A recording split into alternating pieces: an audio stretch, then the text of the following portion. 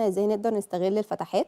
بيبقى معانا بقى في الابواب او في الشبابيك. هنا مثلا في الاوضه دي الباب علشان نفرش الاوضه دي محتاجين مثلا عشان نحط الدولاب كان ممكن نحطه في وش الباب بالشكل ده. لا ده طبعا يبقى مش احسن يبقى حاجه، وحش جدا ده تدخل كده في بيقفل وش الباب الفيو تلاقي الدولاب. بالظبط، وبيسد الفيو ويكتم الاوضه، فلا مش بنفضل الحل ده. مم. فحاجه زي كده لو احنا لسه بنفكر في المرحله اللي في الاول خالص، انا ممكن اسيب عرض الدولاب اللي هو مثلا ممكن يبقى 60 او 70 سنتي، ونرحل الباب الجزء الصغير ده يخلينا نقدر نعمل الدولاب في ظهر الباب، فيخلينا نقدر ندخل على فراغ واسع، وفي نفس الوقت ما نحسش بالدولاب كمساحه في الاوضه، يعني نحس ان هو اوريدي خلاص هو اتدفن في السايد اللي فوق ده كله، فما بقاش عندنا المشكله يبقى دي. ده يساعدني ان انا اكبر مساحه الدولاب وفي نفس الوقت دخلة الاوضه بقت احلى. بالظبط، زي الصوره برضو هتتعرض دلوقتي مم. فيها برضو نفس الكونسبت ده، زي الاوتيلز كده لما بنفتح الباب وتلاقي السايد اللي في الجنب، احنا بنفتح الباب مظبوط. اوريدي خلاص السايد كله بيتاخد في ايا كان الدولاب بقى نحط فيه اي كان الديزاين بتاعنا، للتلفزيون، للدريسر، اي حاجه، خلاص انا خدت سايد